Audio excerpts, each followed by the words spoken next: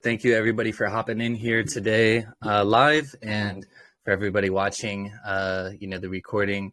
You're definitely going to like this one. So overall, the topic that I'm going to be covering is kind of like selling based on emotion, or based on how the other person's brain is functioning, and also yours as well. But the overall topic is kind of like pre-framed into neuroselling is what we're going to call it. And I discovered this through a guy named Jeff Bloomfield, which he has actually written. He's written a book about this. Neuroselling is what it's called. So if you want to learn more about this topic, feel free to pick up his book on Amazon or whatever, and you can learn from there.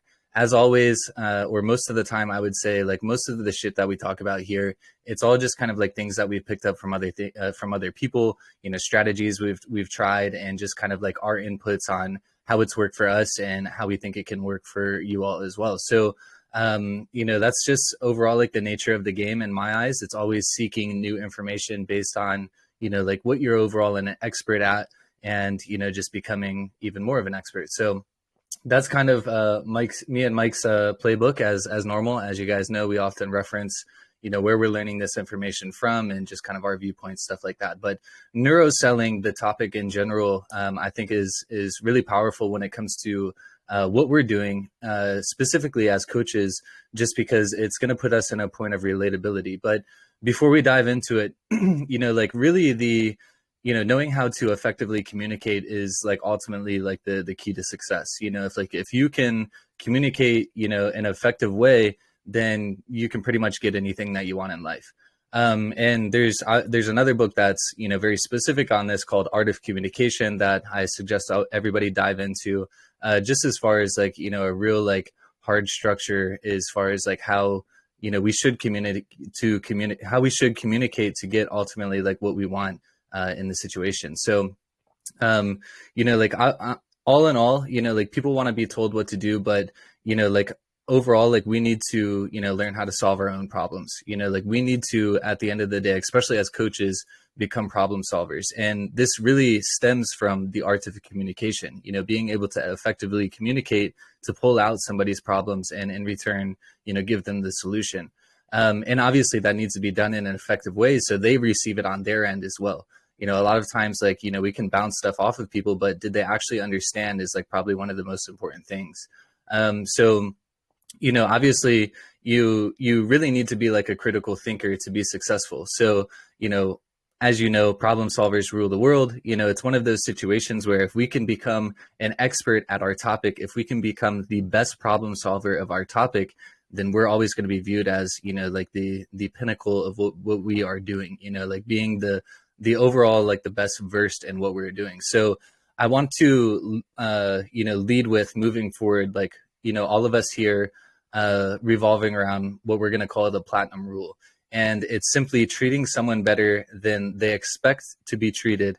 And not only is this going to benefit them, but it's obviously going to benefit you. It's going to put yourself into a situation where it's like, wow, Andrea gave me so much information about this. She transformed my life so much that, all I'm going to do is when anybody asks me about relationship advice, I'm just going to think of Andrea and I'm going to mention her name and tell them to get in touch with her. So, treating someone so good, providing such a transformation or a service that not only is it going to affect the person on the receiving side, but in return, it's going to always benefit you. So that's going to be the platinum rule that we're going to run by here on out. So if we talk about that, you're going to know what it is. But, cool. So number one, so going into kind of like the neuroselling topic itself, all decisions, number one, are made with emotion, and number two, made with analytics. And this is why I think this is really important, because, specifically the emotional side of coaching, or being in the transformational coaching space, is, it's very easy to pull out that attachment. And it's very easy to connect with somebody based on that.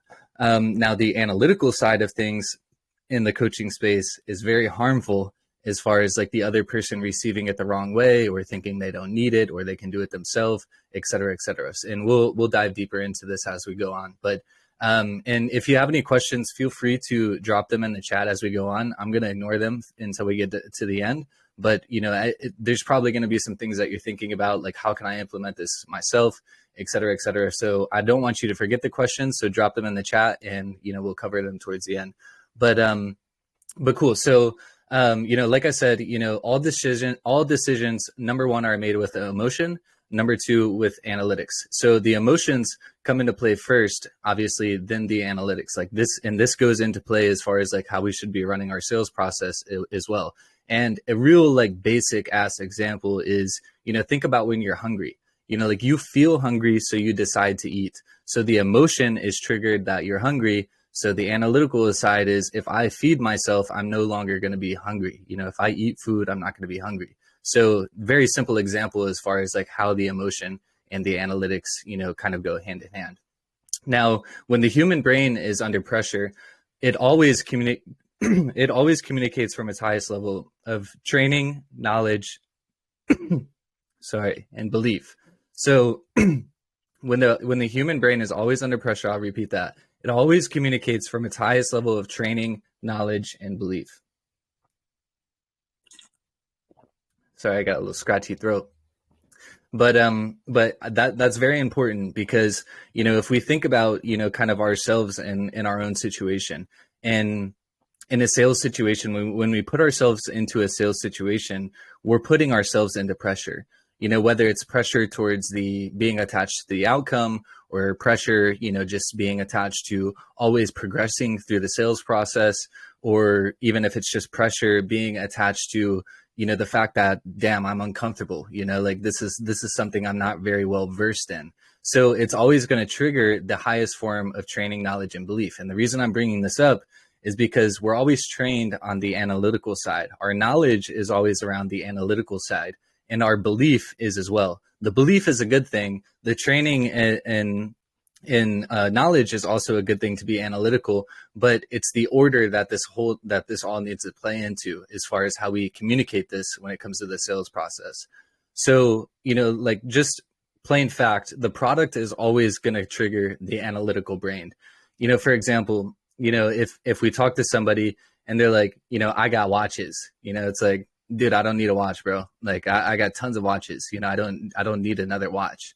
So, if you start to shift that into kind of like the emotional side of things, like the feeling that this watch is going to give you, et cetera, then it's like, shit, I need that watch, because that watch is going to make me emotionally feel this way, et cetera, et cetera. So, like if, it really just comes down into that order.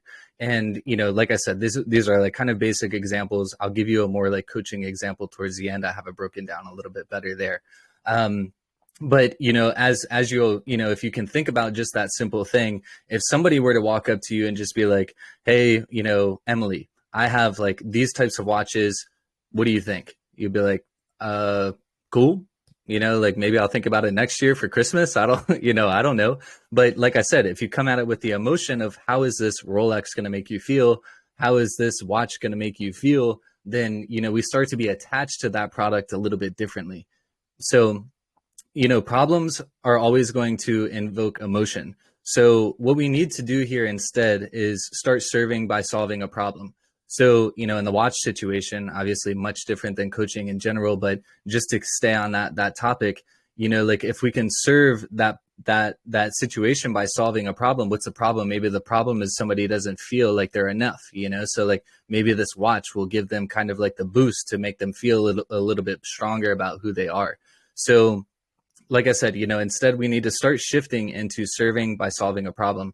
And that's why, going back into the beginning, the art of communication is really, really important here because, we need to be able to pull out that problem. And most people, especially in the transformational coaching space, aren't going to just come to a random person that they got connected with online and just dump everything that's, in their head and all that other shit that's clogging them up out on a platter, so it's very important that we create this sequence in a unique way. And we'll dive into that here in a sec.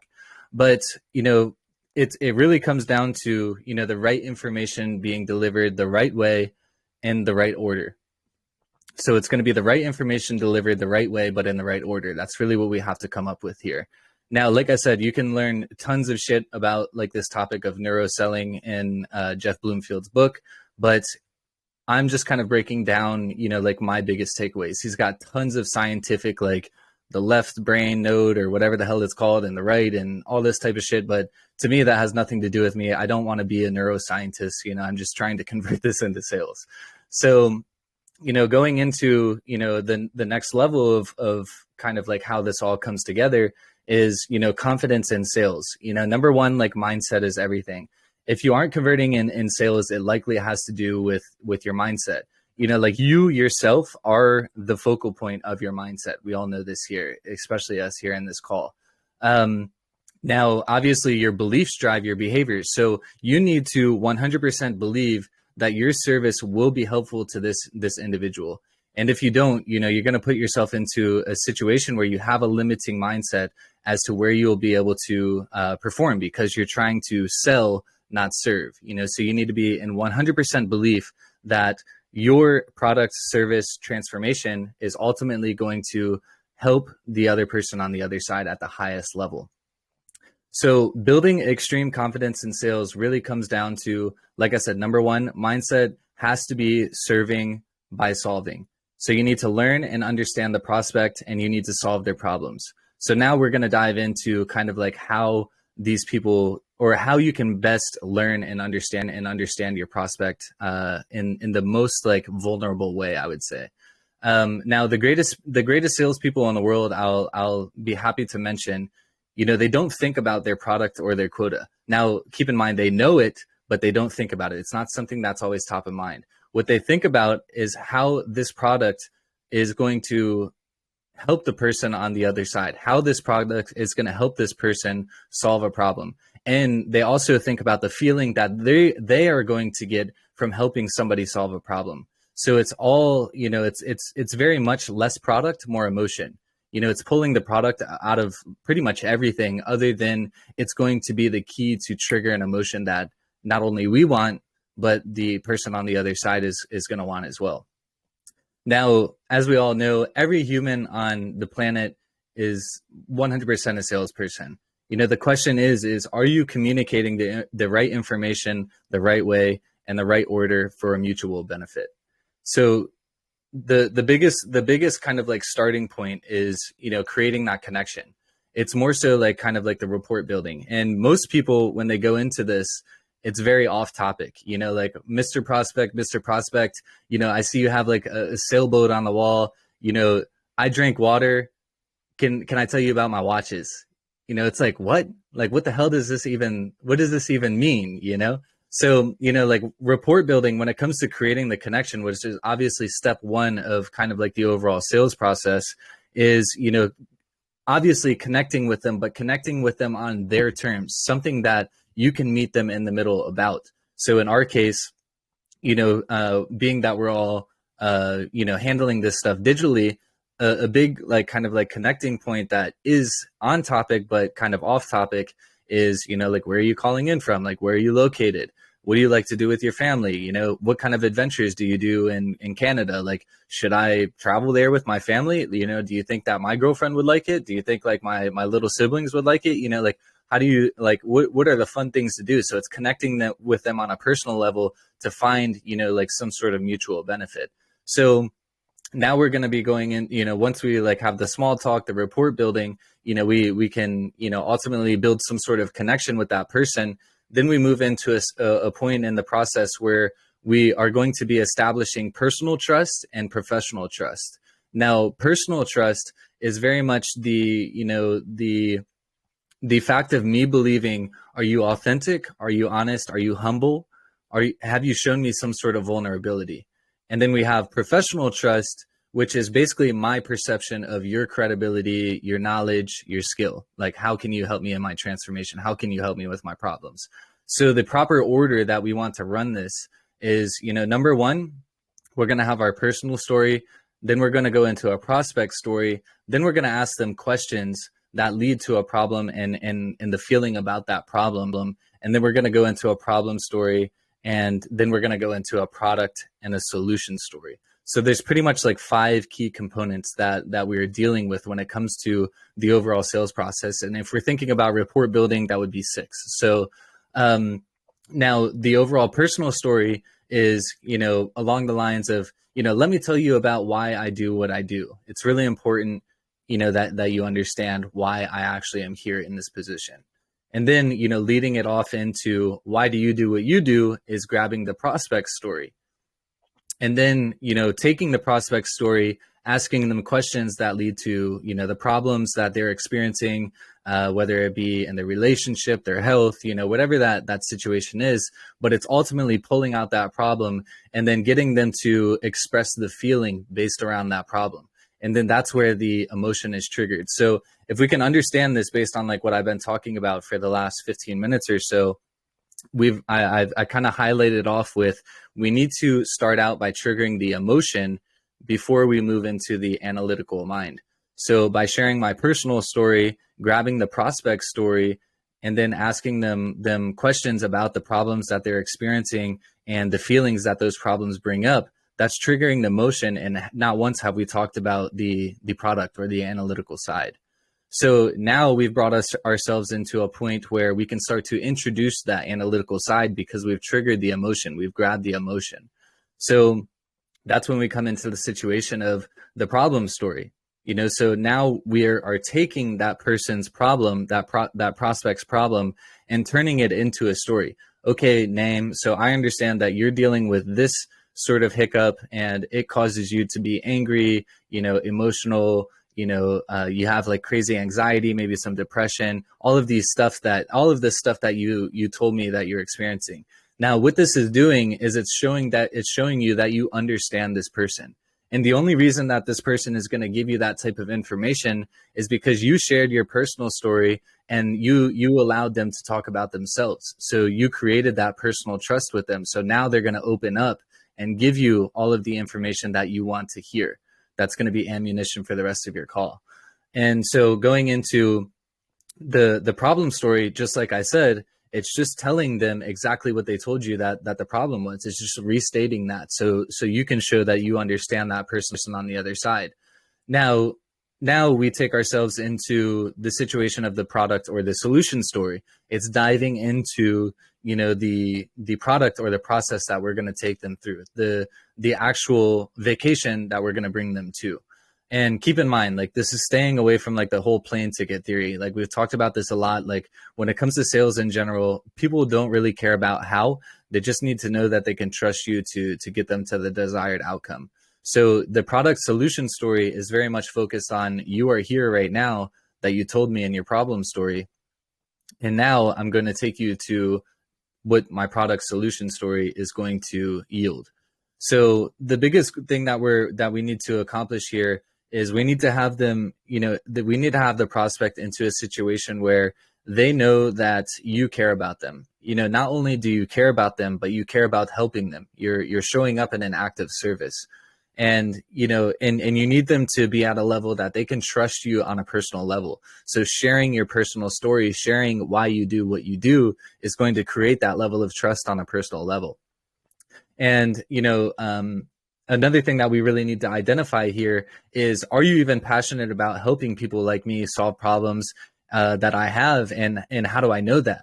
That's likely uncovered in your personal story. You're talking about why you got here. So it's developing that level of trust that I'm passionate about helping X, Y, and Z, achieve their desired outcome. And how do you know that you care about what I care about? It's telling the story about them, not you. So it's that whole concept of, sharing your personal story, but also, getting them to tell their story. So that way you can just flip their story back onto them so you can show them that you understand.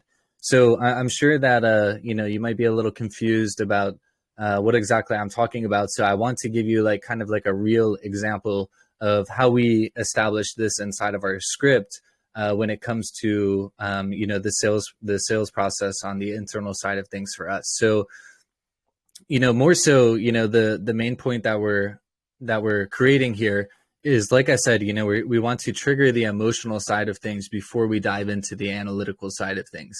And the reason for this being is just simply because, like I've talked about numerous times, is the fact that all real decisions are triggered by emotion. So if we start bringing up the analytical side, oh, I don't need that. Oh, I've tried meditating. Oh, I've done breath work. Oh, I've been, to the gym for 30 years and I just can't lose the weight, like all these things start triggering. But when we can connect on the emotional side of things is when everything is key.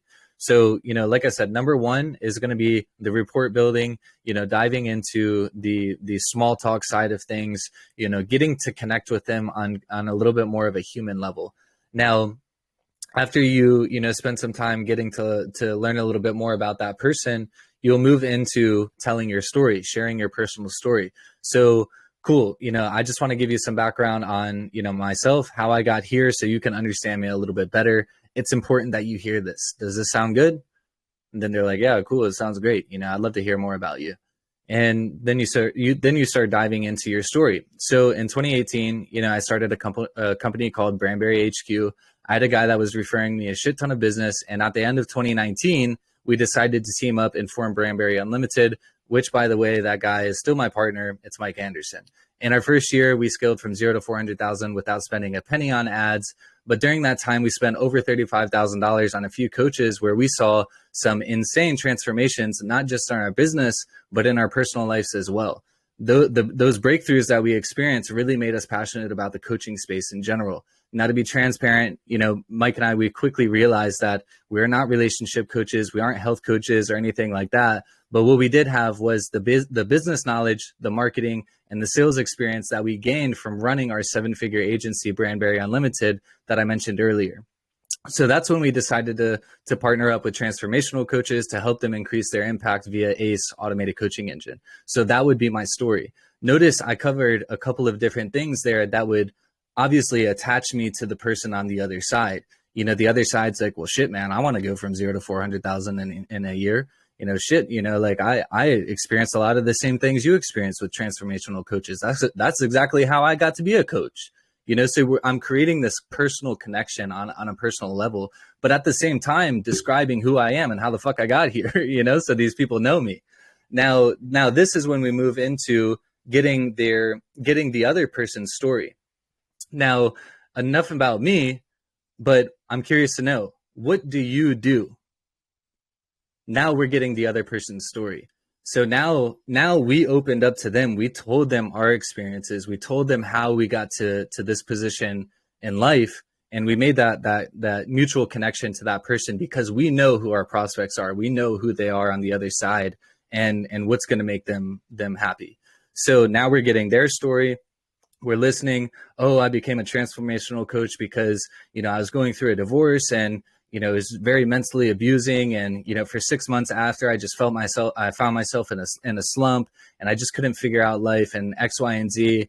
I hired a coach. They told me this strategy, is all based around like meditation and just being in the now. And it completely transformed my life. And so ultimately, like, I want to help people do the same. So that's how I got to be a coach. Then it's like, oh shit. Yeah, Cindy, that's amazing. So pretty much what I'm understanding is, you were in a bad relationship and you were kind of in a drought. You got connected with a coach. They taught you some amazing things that allowed you to kind of break through. And now you want to help other people. Am I right? So notice that's getting their story, but at the same time, telling their story. It's flipping it back onto them like, hey, Cindy, I understand you. I understand where you're coming from.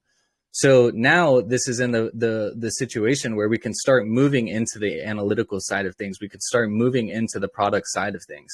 So now we can, and keep in mind, like what we've done here is we've created a personal level of trust here because we are connecting with this human on a human to human basis. We're not being a robot or anything like that. And we're not just diving into what we can do to help them. We're taking time to understand their current position in life and what they want to do. But at the same time, we met them in the middle because we shared ours. We shared how we got here.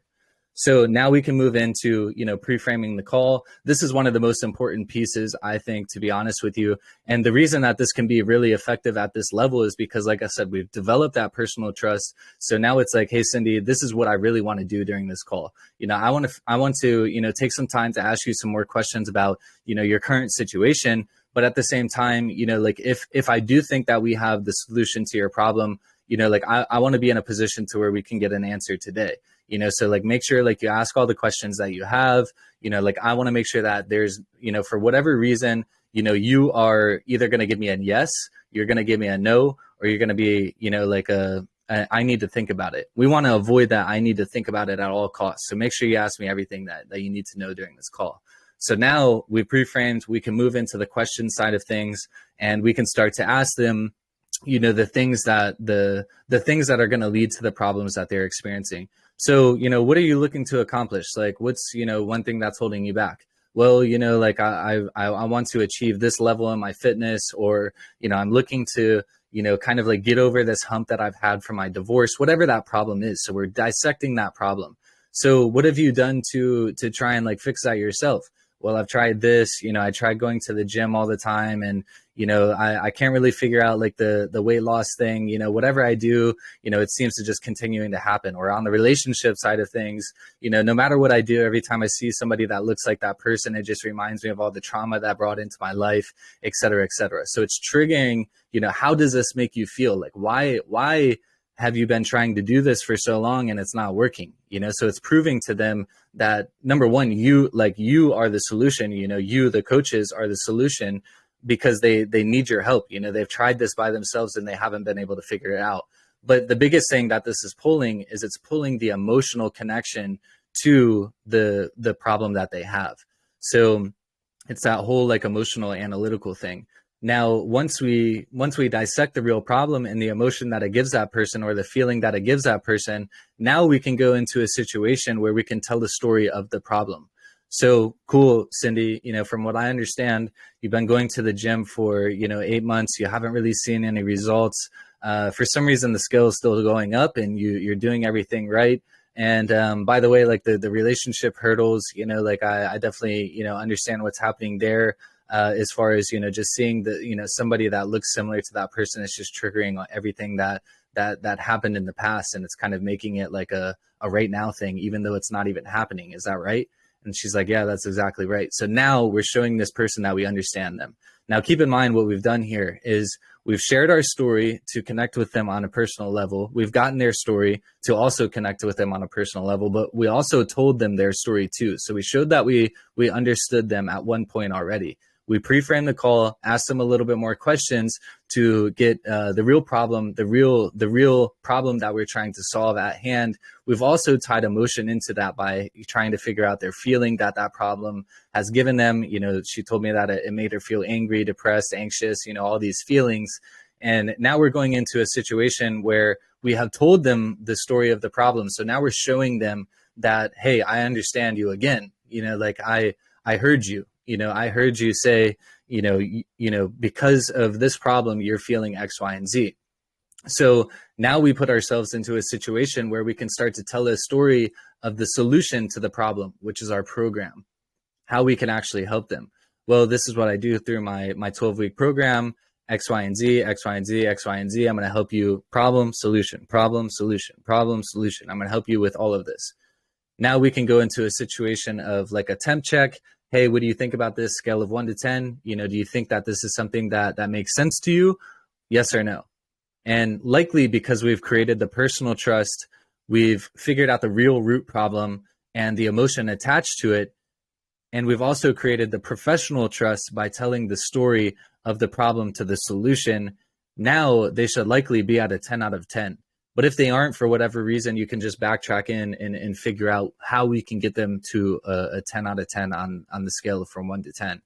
And then once it's a 10, we can move into the price drop, where we go into the details of the program. Typically to work one-on-one with me, it's $10,000, but I've established a group program so people like you can work with me for a fraction of the price.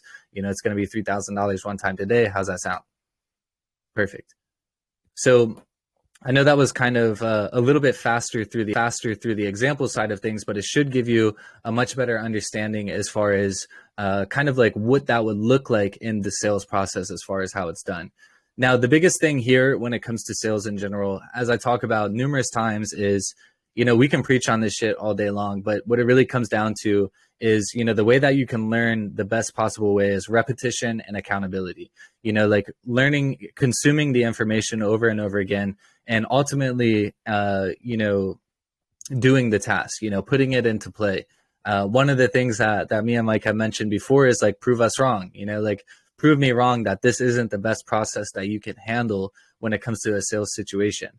Now, like I said, repetition and accountability is all you need to succeed. Now, this is on both levels for yourself when it comes to executing, but also for your clients, on the internal side, which we've talked about, as far as assetizing your program and stuff like that, creating the community, follow-up messages to stay on top of people. Like, that's the accountability side of things on the coaching side too. But this stuff very much applies to us as humans running business, figuring out how to properly do this. And just taking that to, the next level to properly train effectively, it's having good content to learn from, repetition, practice, and accountability. So, on your guys' end, the best things that you can do is constantly consume content that's going to increase your expertise. Throw it in repetition, like constantly reviewing it. Like, I have like a book list that I read every single year, the same like 5 books. It's because I'm constantly trying to consume that information and be, the pinnacle of that information. Repetition is exactly that. Now, practice is putting that stuff into play. Are you just consuming this information, or are you actually using it to your benefit? Or is it ammo in your pocket when it comes to actually executing? And accountability, showing up, just doing the work every single day is ultimately gonna be the end result. But with that being said, that's kind of my notes that I had for today. The biggest thing that, like I said, to kind of like sum up this conversation is, triggering the emotional mindset before we can get into the analytical side of things. And how it's done is how I've broken it down, where we're, building rapport, we're telling our personal story, we're getting the prospect story, and then we're telling the prospect their story. And then from there, we're going into the pre-frame, going into the questions, story of the problem, into the program, which is story of the solution, and then temp check and price drop situation. Now, I do have a list of notes here, so I'll be happy to drop this into the automated coaching engine chat for you all as well. If you didn't take notes, you can use this for your benefit. But cool. With that being said, we got about 20 minutes here to go into some questions. I'm more than happy to talk about this topic in general, if you want. But if you have questions that are sales related, kind of off of this specific topic, more than happy to jam on that as well, or just questions in general, as always. Cool, Masha, I will drop this in here right now. Let me just make sure I got this formatted properly. But as far as questions, however you guys want to do it is good for me. As always, you can drop it in the chat, or you can unmute yourself and ask away, and that would be good. And also drop a little okay, in the chat if everything was understood, if the information was articulated good enough for you guys to understand the overall point here.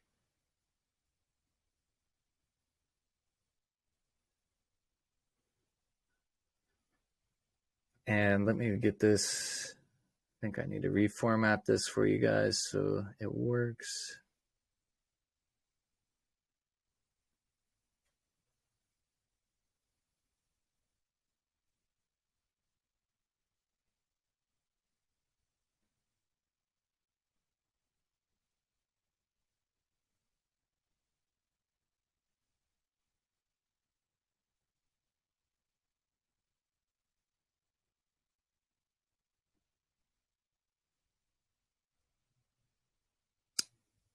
All right, I think I got this good for you guys. Public, duplicate.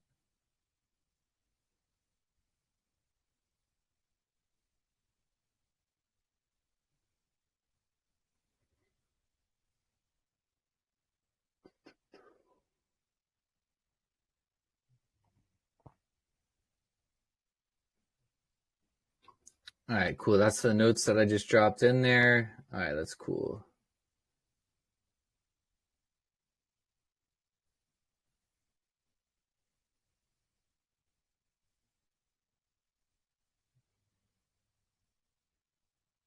Masha, yeah. So as far as like role playing, right? Yeah, I definitely think like role playing is really important just to, kind of get reps, as far as like the communication process and, just getting familiar with how your script is actually articulated with yourself.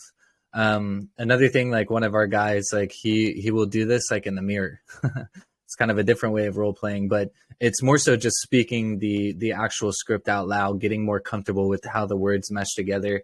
And for the main purpose of just realizing the fact that like how we type something up might actually not be the right way to speak it. Like it might not sound right when it flows off the tongue. Um, but yeah, no, I definitely think as far as like a role playing situation, I think it would be interesting to maybe even do some of these sales trainings like that, where maybe we do like a role playing situation between like two of you guys, so one person being like the coach or the person kind of delivering the pitch, and the other person being the prospect. But yeah, no, I think that would be really cool.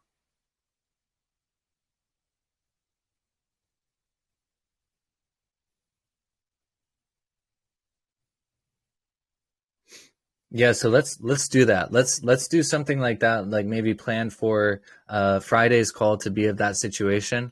Like everybody, like get your scripts together as far as like, the flow of it. And what we'll do is we'll start out with like two to, get things kicked off. And, based on the amount of time that we have, we can, get as many people as possible through that. But yeah, no, I think that would be a really awesome process. So what you could do is you can actually the notes that I dropped there, if you scroll down, it's pretty much like the breakdown. The story example is pretty much the breakdown of how we use our script. And so what you can do there is you can edit that. You can copy that section of it. Just open up like a new document, and you can edit that to how you wish. Now that story examples section here, let me share my screen just so you can see, because I have had a couple people mention that they didn't realize this. You can see that. Yep. All right, perfect. So with this section here, these are all toggles.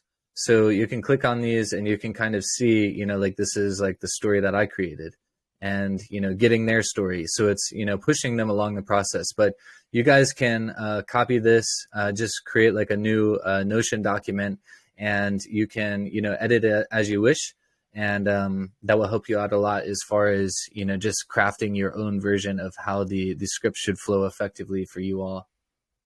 And yeah, Masha, that would also be another good thing to do throughout the week. We could even repurpose like some Q&A sessions based on that. Most of the times with the Q&A session, sometimes they go the full length, but sometimes like 30 minutes in, nobody has anything. So yeah, I mean, I'm definitely down to do that at anybody's request. This is Alana, and yeah, like handling the objections part, I think would be so great to work on in some of these live mocks, because I think I definitely find myself getting tripped up on that. Someone's like you were saying before, like, oh, well, not right now. I have to think about it. I'm usually like, okay, and I don't like do that lean in at that point. I'm not great at that when those objections start to come up. Yeah, 100%. Yeah, and I think that's a big thing for everybody, because number one, it throws us off mentally. It's throwing us a curveball in the conversation. Like if we think about it, for 30 minutes we had control of the conversation. Now all of a sudden somebody told me something I wasn't expecting to hear, and now I'm like, what the hell? So, but yeah, no, one of the biggest things that I've realized is there's two main objections. Number one, does this person have like money? Are they financially qualified to even work with me? Number two, it's going to be, does this person believe that I can deliver on anything that I said? So going into this, I think that the best two ways to handle this is, I'm just going to pull up these notes here just so I can explain it based on how we use it directly. But to that point though, like we pretty much go in with the mindset of there's only two possible things that I'm going to hear. It's number one, the money is tripping me up. Number two, I don't really know that you can actually do what you're saying. So when it comes into the objections. Number one, the biggest thing that helps us out internally is doing kind of like a one-time offer. So number one, like we're price anchoring it to be much higher than what we actually charge. So, $25,000 per quarter is what most people pay us for us to do all of this, like done for you situation. But the good news is we're not going to charge you that much. We're going to be able to just charge you a fraction of it, and we're going to show you everything that we do with the higher level 7-figure coaching program or coaching businesses that we work with, that we handle for them. So that price is going to be, $7,500. But if we can get an agreement on that today, I'm able to do that for $5,000. So it's like stressing, like, number one, like usually, like what we do is with people in your situation is something very higher ticket. I don't really think that you're in that position yet, so I don't want to push that to you. So how about the 7.5 option? By the way, if we can just get an agreement on that today, I'll chop 2,500 off. It's 5K for you. And so that's kind of like the pricing drop that we use. And basically what that does is it pushes, for, a decision right then. And we pre-frame that by using the pre-frame section of the call, where it's like, hey, by the end of this call, I either want an A, you can tell me yes, and we'll immediately get going with the strategy for you. B, you can say, no, I don't really like this guy. I don't really, think that this is a good fit. Or, C, that I got to talk to somebody, I got to talk to a spouse, et cetera, et cetera. Now, I really want to avoid C. So like, let's make sure it's an A and B. Is there another decision maker? That's another good one to ask as far as the pre-frame. Are you the decision maker? Do you have a spouse that you need to, communicate with before? If so, like, let's just reschedule for a time where we can all chat type of thing. And the main like kind of push with that is, why would I tell you everything and then you try and go explain it to somebody else? Like, I'm the expert, so like, let me just tell both of you, So in my opinion, the pre-frame and having like some sort of like one-time offer, get started now deal is going to lead to, avoiding those I got to think about it situations. And if that's still coming into play, then it's money, or it's I don't believe that you can deliver on what I'm talking about. And for us, like we go into that pretty raw, where it's like, does that sound fair? It's 5K today. Does that sound fair? They're like, no. Then it's like, no problem. Check out that agreement I sent over. Let's read through everything. So I know you understand everything the way I explained it. So it's basically like going in with the mindset, like if this is a no, then you're not understanding something. You didn't catch me, 100%, like you don't understand like the real vacation that I can take you on. And then, so if it's still a no after you explain that, then it's kind of like the test drive situation. Look, I completely get it. You're making a decision from the outside though. So, let's get the agreement handled. We'll get you in on the inside so you can decide from there. We'll circle back around on Monday at 6 p.m. And, you can either tell me, hey, I want a refund, or, hey, like, this is awesome. It's exactly what I've been looking for. But at the end of the day, it's allowing you to make a decision based on what you can actually see, not based on like what you think, So that's kind of like, rebuttal situation, scenario one. And then number two is where we're getting a little bit more raw with the money. And do you believe that I can deliver? And we go into this by saying, hey, I know you're a good fit for this because you told me that, you're having this pain point, whatever that situation is. So if you don't mind me asking, like, is it the money that's holding you back? And they're like, yeah, it is the money. Then it's like, okay, no problem. Like, I understand $5,000 is a lot to invest. Like, how close can you get to that number? Then they're like, well, I can put 2,500 down. All right, cool. So how about 2,500 a day and 2,500 in 45 days? How about something like that? So that puts you into a situation where you can start to negotiate, but not discount your services. Like, you're not, giving them an out where it's like, how about 500, instead, or, whatever. Like, you're allowing them to decide. But, if it's not a money situation, then it goes into the situation of them not trusting that you can deliver. So then the question would be, do you even believe that I can deliver on anything that we talked about? And then that's going to put them into a situation where they're either like yes or no. If it's a yes, they believe it, and the money is not the problem, then it's like, well, why the hell aren't we getting this rolling? Like, you told me this was a win-win-win, like, you understand it, you got the money, like, let's get this shit rocking, So in my eyes, like circling back around on those two things is probably the most effective way to handle objections. And in my eyes, those are the only real objections that we will handle, or that we will get, if we have pre-framed the call properly, by basically saying like, hey, like, I don't want to hear that there's another decision maker unless it's right now. So let me know if it's right now. But yeah, does that kind of help you out there, Alana, as far as that? It's super helpful. It really is. I do have to say though, like I feel so uncomfortable saying like something like, "Do you believe I can deliver on what we talked about?" I don't know. I just feel like I think I have work to do to get more comfortable with sales. That's kind of my, it's definitely my Achilles heel, is being direct like that, for sure.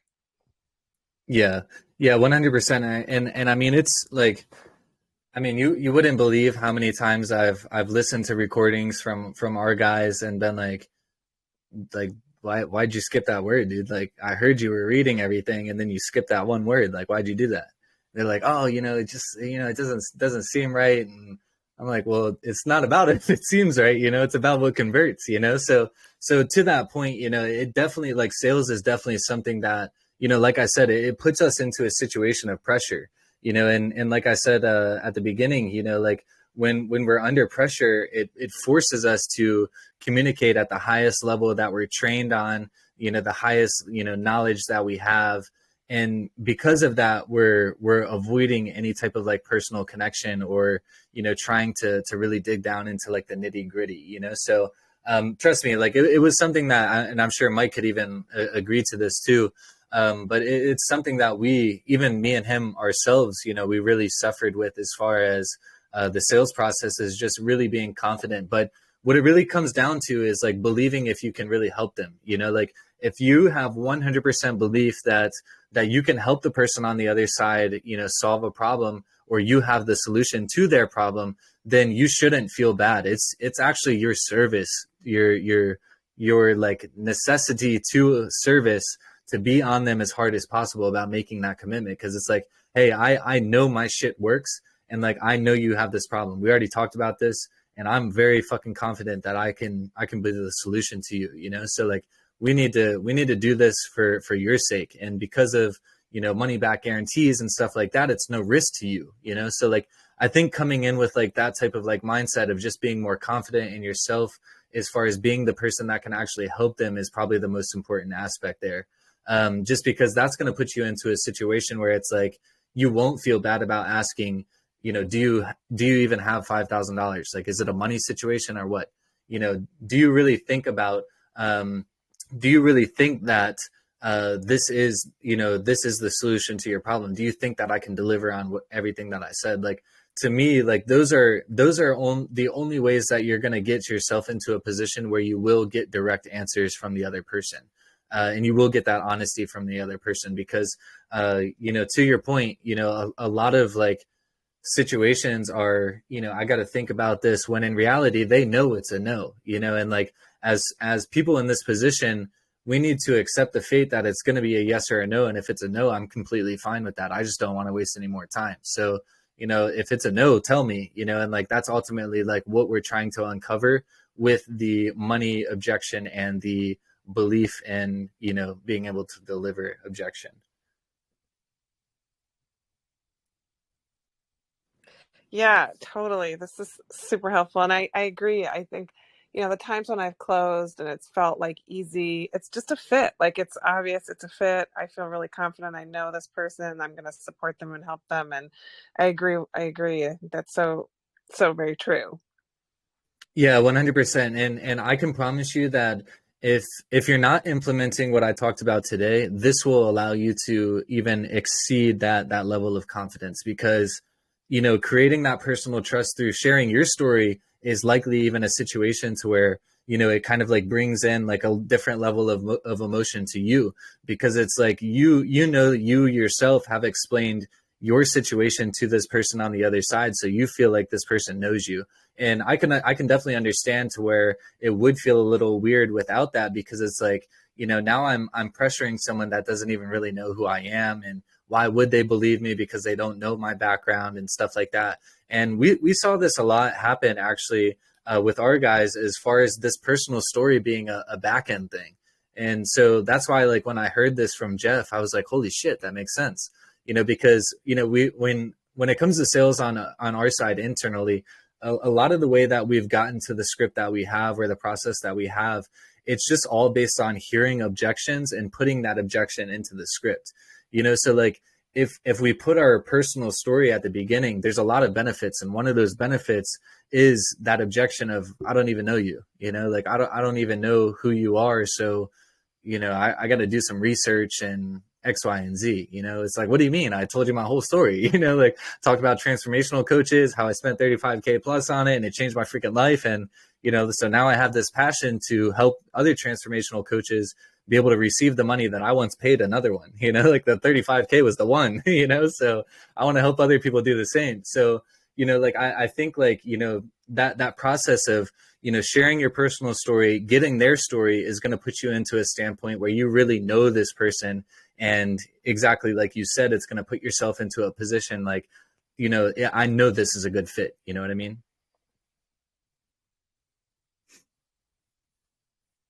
100%. The personal story, I agree. I'm like, we're coaches. We're so connected to our work.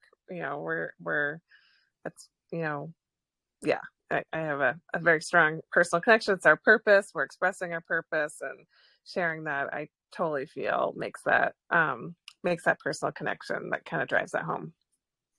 Yeah, absolutely. Absolutely. And to that point, it's really the fact that, it's creating some sort of mutual connection based on, the past experience that the person on the other side that you're talking to might be experiencing right at that point, so putting yourself into a position where I've experienced where you're at right now. And all I did was share that through my personal story. But yeah, no, I think that's definitely fact and point there. Andrea, as far as your question, when it comes to what are your thoughts about hiring someone else to do sales for you? One of the biggest things that I would think about is put yourself into a situation where you are basically swamped from sales, where it's like you're getting everything that you need. And because of that, you no longer want to handle that part. And basically what I mean is, it's funny because I was looking at Time Hop, which I don't know if you guys know about Time Hop or remember it, but it used to be like really big a couple years ago, or maybe like when I was in high school, I don't know. But it pretty much like just pulls all of like your past photos and shit like that from the day. And I was scrolling through the photos, and it was a screenshot of when me and Mike were taking sales calls, and I had like both of our calendars combined, and it was like every slot from like 10 a.m. to like 7 p.m. and it was both of us, like every slot. And I was like, holy shit, like I can't even believe we did that, man. I would never do that nowadays, so it's putting yourself into a situation where, in my eyes, it's where it's like, I've done the work to prove the process. I think that's honestly the most important thing, is like proving the process, not even so much like swamping yourself from it, but proving the process. But swamping yourself from it is going to put you into a position where you're going to accept if somebody doesn't perform at the highest level that you do, because that's the reality of it. When it comes to salespeople, when it comes to us individually, we know our programs, we know everything that we know about this topic the best possible way. We are experts at what we do individually. Now, someone from the sales team, he might be about 30%, but accepting the fact that if I don't have to do it and another guy can do it at 30%, I'm cool with that. So it basically comes into that situation where it's like, you number one, put yourself into a situation where the process is proven. But number two, you have to accept the fact that if you bring somebody in, it's going to be like anything. It's going to be trial and error. You'll likely go through 10 of them. And, it's going to be a situation where you're just trying to find somebody that can perform at a certain percentage of the level that you can perform at. It's never going to be 100% you. But yeah, that's my thoughts on that. Any, totally makes sense. Oh, sorry, Andrea, go ahead. No, that totally makes sense, because I was thinking like your process and how you guys do it, because obviously like someone else sold me on you guys. So yeah, like it makes sense, like first for us to hone in and make sure we know like the process that works, right? Is what you're saying. And then outsource it to someone else, because if we can't do 100%, then their 30% is going to be like zero, right? Yep. Yeah, 100%.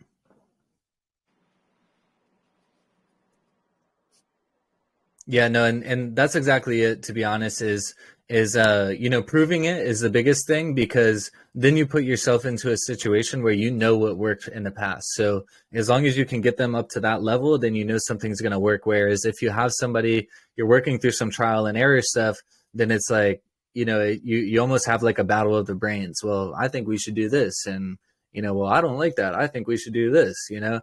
And it's like, if you prove it, then it's like, no, this is fucking proven. You just execute on this and just do it, and you know, we'll get to the end of it. You know, so exactly to that point, you know, like proving it's the biggest thing, and accepting that they're not going to perform at the highest level that you can perform at is definitely the second biggest thing.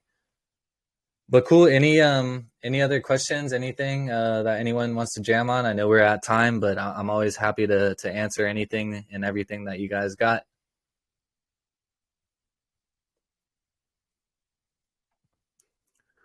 All good, all good. Well, show me some love in the chat if you got some good value here.